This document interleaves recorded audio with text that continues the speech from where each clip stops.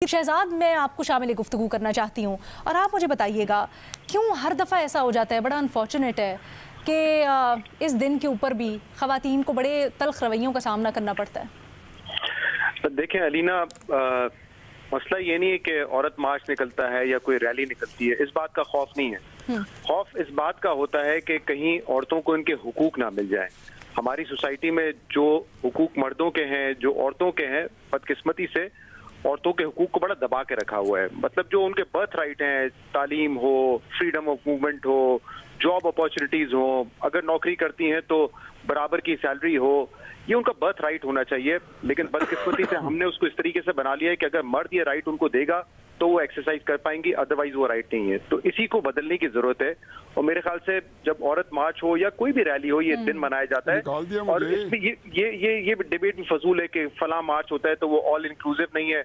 अगर आपको लगता है वो ऑल इंक्लूसिव नहीं है तो आप अपनी रैली निकाल लें। कोई ममानियत तो नहीं है ना इसमें कि एक रैली निकलेगी, सिर्फ औरत मार्च निकलेगा तो कोई और रैली नहीं निकल सकती। आप बिल्कुल उठाएं, जितनी ज्यादा आवाजें होंगी उतना फायदा औरतों का होगा, उतना अवेयरनेस इस हवाले से आएगी कि ये औरतों के बर्थ राइट है जो उनको मिलने चाहिए, जैसे किसी लड़के को मिलते हैं।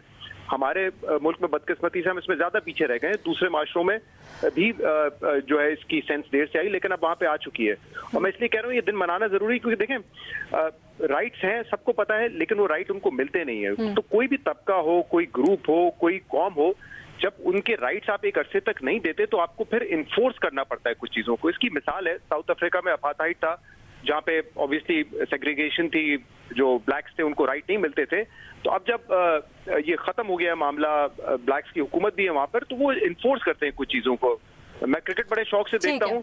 क्रिकेट नहीं, मैं इसका जवाब मुकम्मल कर लूँ प्लीज। क्रिकेट टीम में उन्होंने कोटा रखा हुआ है कि इतने कलर्ड प्लेयर्स होंगे, इतने ब्लैक प्लेयर्स होंगे। क्यों वो करते हैं? लोग इसको कहते हैं ये मेरिट नहीं है, लेकिन उसकी दूसरी जानिब आपको देखना पड़ता है कि क्योंकि आपने एक तबके को, एक रेस को इतने अरसे से दबाया हुआ था, तो अब उनको बराबर करने के लिए, उनको उठाने के लिए आपको कुछ चीजें उनको देना पड़ेंगी, उनकी आवाज उठाना पड़ेगी। तो यही हमारे यहाँ औरतों के साथ भी मामला है कि क्योंकि जो उनके राइट्स हैं आपने नहीं दिए हैं, जो उनके बनते थे, तो लिहाजा अब ये आपको अवेयरनेस देनी पड़ेगी कि ये उनके राइट्स बाय बर्थ हैं जो उनको मिलने चाहिए। तो मुझे तो लगता है कि इन दिनों को, इस तरह के दिनों को ज्यादा सेलिब्रेट करना चाहिए इसकी अवेयरनेस के लिए। देखिए इसमें कोई दो राय नहीं है कि इमोशनली और जो आप बात कर रहे हैं उसको अगर एक लफ्ज में समोए तो हम बड़ी बात करते हैं इक्वालिटी की। एक्चुअली जो अभी लफ्ज इस्तेमाल होना चाहिए वो है एक्विटी।